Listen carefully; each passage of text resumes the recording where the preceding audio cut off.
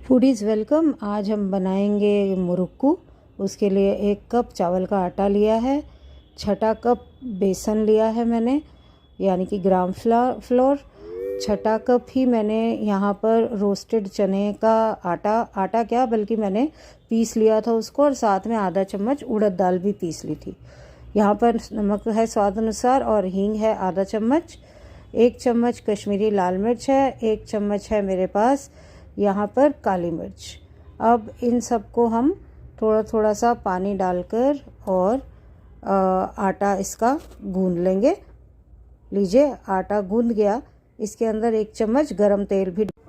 यहाँ पर मैंने प्रेस का मुरुक्कू वाला वो ले लिया है मोल्ड, और इसको बंद कर देंगे हम।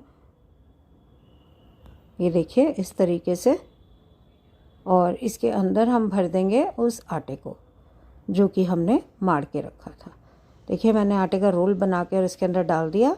अब ये प्रेस को हम कर देंगे बंद, और फिर इसको बंद करने के बाद हम मुरुक्कू बनाना शुरू करते हैं। ये देखिए तेल मैंने गरम कर लिया था पहले ही, और इस तरीके से घुमा घुमा के बना लिए। ये कम सेक पर मैंने तले हैं मुरुक्कू, तो ये अच्छे क्रिस्पी से बने हैं और बहुत ही टेस्टी लगते हैं। घर के बने हुए हैं तो हमें प्योरिटी का भी पता है। ये देखिए किस तरीके से टूटा। तो आप भी बनाएं, खाएं और हमें बताएं कैसा लगा।